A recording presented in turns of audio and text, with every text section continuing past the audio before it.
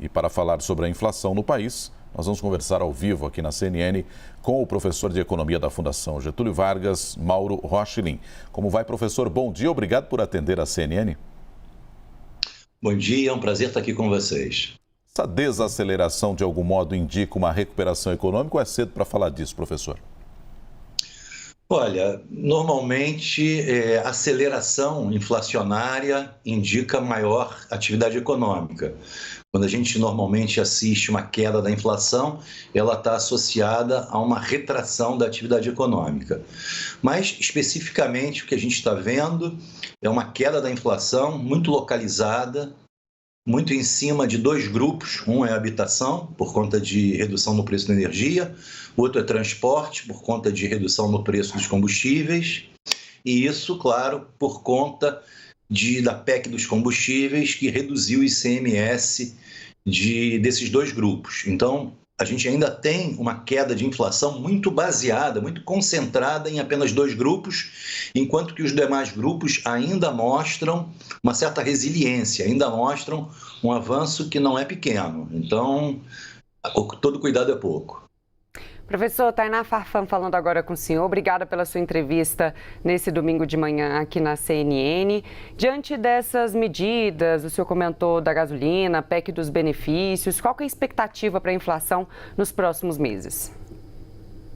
Tainá, a expectativa é de uma inflação mais comportada nos próximos meses. Eu digo mais comportada se a gente comparar com os mesmos meses do ano passado. E isso pelo seguinte motivo: sazonalmente, em agosto e setembro, a inflação costuma ser baixa, porque clima ajuda a oferta de alimentos, principalmente, de hortifrutis em particular.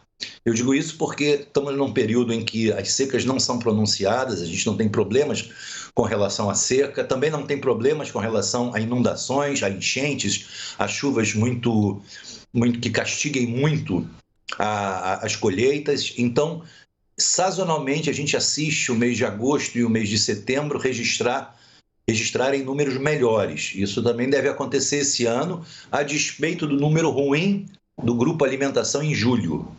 Mas insisto que agosto e setembro a gente pode ter resultados melhores para o grupo alimentação, que tem um peso muito importante no índice de inflação. Então, vamos lá, eu acho que a gente vai ter um certo refresco nesses próximos 2 meses, mas a questão é saber se dali para frente a coisa vai andar também, vai continuar andando muito bem. Mas isso vai depender muito de dólar e vai depender muito de preço de commodities. A se ver ainda. O nosso analista Gustavo Uribe participa conosco também dessa entrevista, professor. Uribe. Bom dia, professor. Obrigado pela entrevista. O senhor estava falando do grupo alimentação, que é uma grande preocupação, que tem resistido a cair. O senhor disse, inclusive, agora nesse movimento sazonal, agora da possibilidade de diminuição. O senhor avalia que com o aumento do Auxílio Brasil para R$600 para um grande público e também agora com esse cenário de queda do desemprego, isso pode frear um pouco a queda do grupo alimentação pela maior demanda? Uribe, eu acredito que talvez não agora, imediatamente, agosto e setembro. Mas sim, concordo que esse Auxílio Brasil vai impactar a demanda dessa população que recebe o auxílio. Não é pouca gente, são 18 milhões de famílias.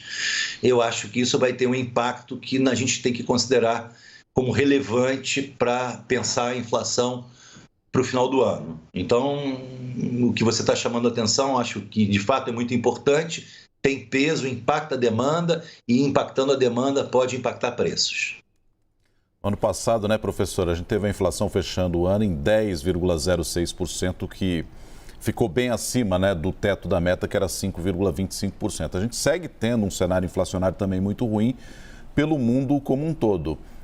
Até que ponto essa inflação aqui no Brasil também vem nesse cenário? E até que ponto são problemas pontuais que nós poderíamos resolver por aqui mesmo? Ou nós acabamos sendo engolidos pelo cenário externo? Olha, em parte eu acho que a gente está afetado pelo cenário externo, sem dúvida nenhuma. A alta do preço do petróleo, e chama atenção para o fato de que o petróleo é uma commodity estratégica no sentido de compor várias cadeias produtivas, né? O petróleo está presente em várias redes de produção. Então, a possibilidade da alta do petróleo se desdobrar em alta de vários produtos, de preços de vários produtos, é muito factível, é muito real. De toda maneira, a gente vai depender muito de como o preço do petróleo vai se comportar daqui para frente. Isso é um fator externo. Você me perguntou se a gente podia desvincular uma coisa da outra. Eu acho que não vai dar para desvincular do que acontece no mundo das commodities. Se as commodities ficarem mais caras, isso vai ter impacto, sem dúvida nenhuma, na inflação no Brasil. Agora, há alguns fatores internos. Em particular, eu acho que a política fiscal, a política de gasto público, ela pode pesar no que diz respeito à inflação. Como o Uribe chamou a atenção há pouco, esse Auxílio Brasil inflado, turbinado, vai impactar a demanda. E por aí eu posso dizer que a política de gasto público, que é essa que paga um Auxílio Brasil maior, vai impactar a inflação. Então, o que a gente tem aqui de doméstico como causa da inflação é exatamente a política fiscal. Talvez ela esteja um tanto quanto descalibrada para um país que busca fortemente conter a inflação. Aliás, se a gente olhar para a política de juros, para a política monetária, a gente vai ver que ela é muito virulenta, ela é muito forte. A gente tem hoje uma taxa Selic de 13,25% e essa política monetária não está sendo ajudada pela política fiscal. É um perigo. E esses benefícios da PEC dos benefícios também tem um prazo de validade, né? Se não me engano, 31 de dezembro desse ano. Professor, a inflação tem pesado no bolso do consumidor. A gente tem alguma previsão de quando a gente vai ter um alívio, começar a sentir um alívio? Olha, Tainá, quando a gente fala de queda da inflação, como aconteceu agora, no mês de julho, e como vai acontecer provavelmente em agosto, em setembro, a gente não está falando de queda de preços exatamente. Claro, a gente pode estar falando de queda de alguns preços, mas se a inflação ainda existe, se a gente registra, por exemplo, como agora, 0,13% de inflação, significa dizer que, na média, os preços continuam a subir. Sobem menos, isso que significa a queda da inflação. A intensidade no aumento dos preços é menor do que já foi. Isso significa queda da inflação, diferente de deflação, que é de fato uma queda na média dos preços. Aliás, devemos assistir deflação no IPCA cheio de julho, que vai ser divulgado agora dia 9 de agosto, e provavelmente também no IPCA de agosto, que vai ser divulgado somente em setembro. Mas, de qualquer maneira, a expectativa é de uma melhora no quadro, pelo menos no curtíssimo prazo. Aliás, a gente teve deflação em 4 das 11 regiões pesquisadas agora, né, professor? Salvo engano, a mais expressiva foi Goiânia, né? Isso, você já vê, você pode observar que se a gente olhar em termos regionais como é que preços se comportaram, a gente vai ver que algumas regiões já apresentam uma retração na média dos preços. Pois é, e aí, só aproveitando como gancho a pergunta da Tainá e o que o senhor respondeu, quando o senhor fala, não quer dizer que o preço caiu ou os preços caíram, que a gente teve uma redução de preços.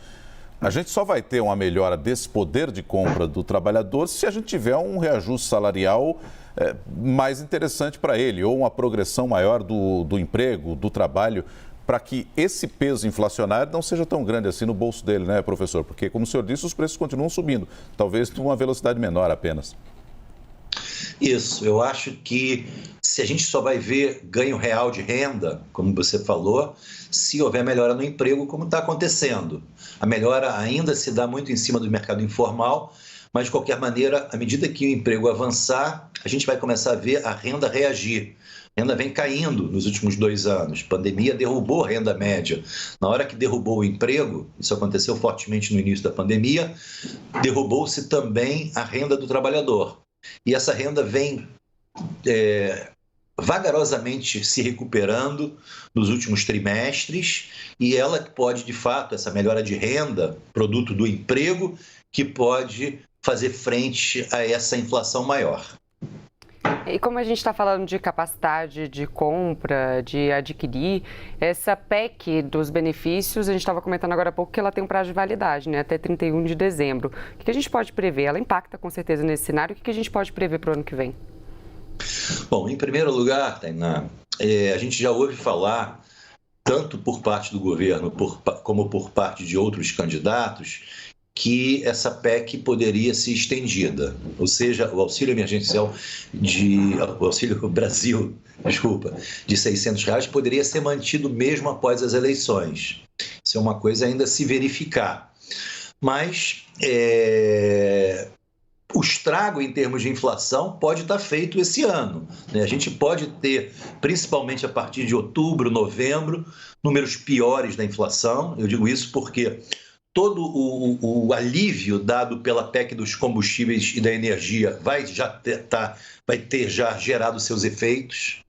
Essa PEC já começou a produzir efeitos, óbvio, esse 0,13 de inflação é mostra disso, e para as próximas semanas isso vai se acentuar. Agora, claro que se novas reduções não acontecerem, a gente vai, por esse lado, ter a mesma inflação, mas por força do auxílio, por força da maior demanda, podemos ter novas pressões inflacionárias. No ano que vem, ainda não dá para saber, porque depende do que os candidatos vão, de fato, fazer uma vez se tornando governo.